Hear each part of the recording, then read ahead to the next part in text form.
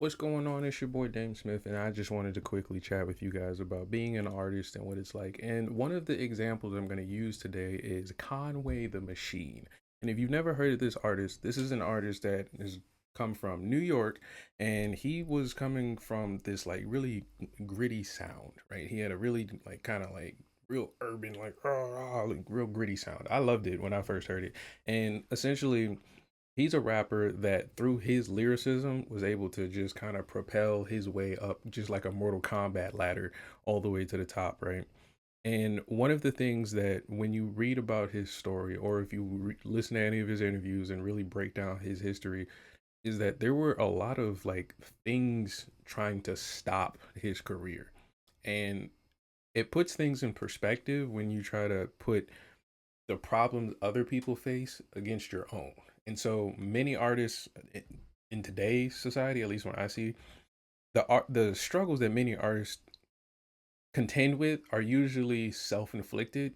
And when you take a look at Conway's story, he's one of those people where it seemed like the world was against him, but in actuality, it was a lot of self-inflicted wounds that seemed to come from just circumstance, just, roll of the dice, being born in a certain environment or thinking a certain way and things like that.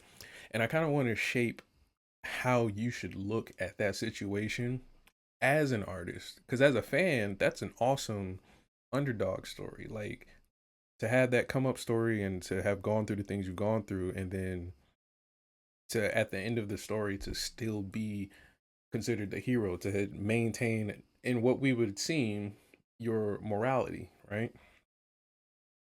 But as an artist, it kind of makes you wonder what is up for you? What's coming up down the road for your career? And for many of you, you think it's something you can handle.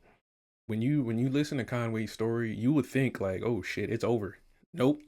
Oh shit, it's over. Nope. And when you think of other artists, there's many other artists we can think of that have gone through things like crime, like being victims of crime, drug addiction, loss of family members, friends, financial issues. That's a big one, and that's actually more common than artists um, like to put on. But these are issues that literally are a part of the job of creating music and being entertaining to people, right?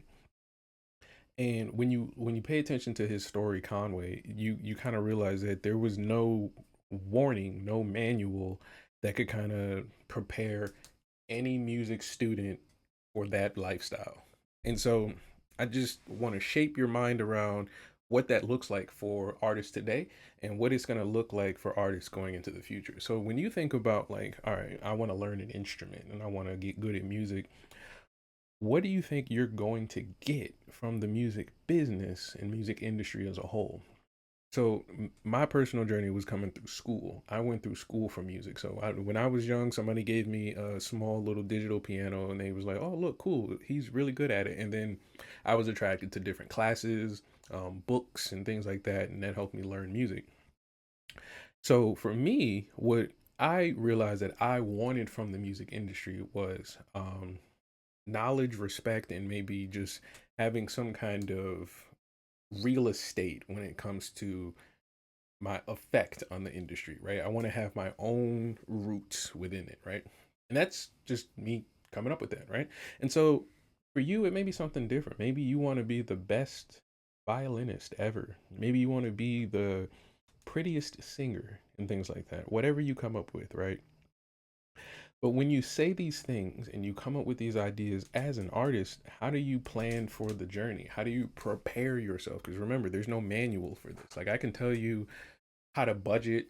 I can tell you what instruments to buy, what digital audio workstations to use, what computers to get. But when you hit that publish button, or when you go on stage and you hear them four taps before the beat drops, what do you expect to get from that performance? And I think for many of us, when it comes to at least what I'm hearing from you guys and listening to your conversations, it seems like you are expecting some kind of positive reaction to what you're putting out.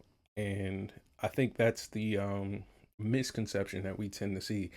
And, obviously in hip hop, because it's a little bit more um exploited, you can see a lot of the negativity that comes with creating music and creating music in a certain lifestyle.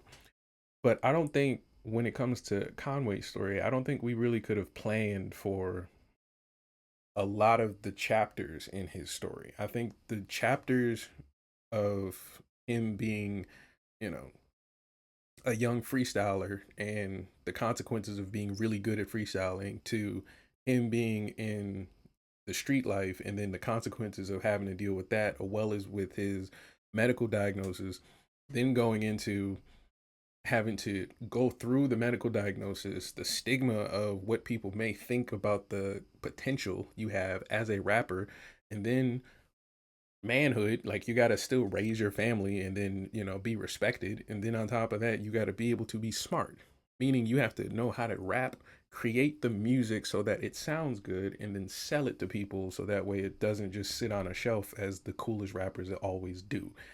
And it sits on the shoulders of one person simply off the fact that he is the artist.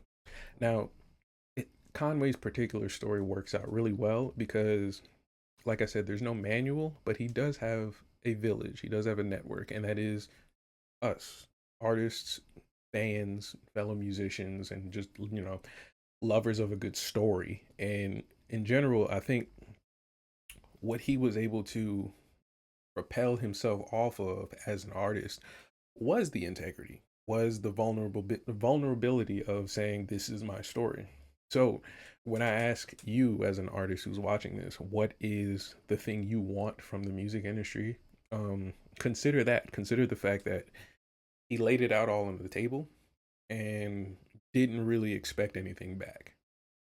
Other than maybe, respect my name, I'm still here. But in general, whatever you had to offer was what he was gonna take, and that's the difference. So if this was cool and you like conversations like this, let me know. I'll post more videos like this.